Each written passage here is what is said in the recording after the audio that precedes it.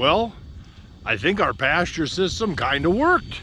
It kind of worked. So the pasture that they were in was on the other side of that property. It went up to that tree over there. So I'll pretty near almost a half a mile over.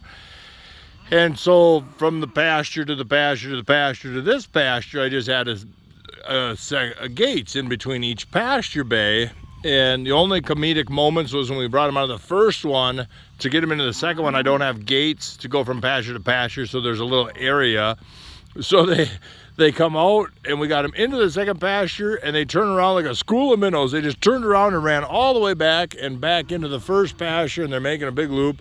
And then they come right back out, and I was almost going to shut the gate in the first pasture, just like, screw it. We'll just keep them out there for the winter, but they come right back and right into the second pasture, and then we just walked them along the fence line, through the gates into the alfalfa, and they just started grazing a little in the alfalfa, and then they just took off running.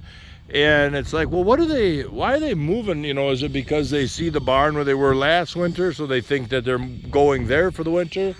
And it's because of these stupid guys standing here bawling, and they're going to stand in that corner and bawl all day, so I kind of shoot everybody out. And here they are grazing corn stalks instead of that alfalfa out there. But yeah, whatever, let them graze for a couple weeks, however long we can. Maybe I'll set a bale out here.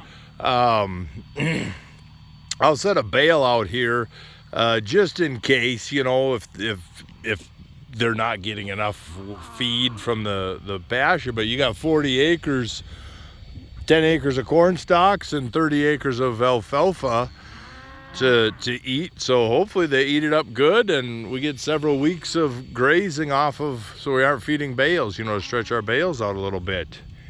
And Dad's coming with the ATV because Zach's going. And so, yeah, it kind of worked. As long as they're here tomorrow, I would say we're doing all right.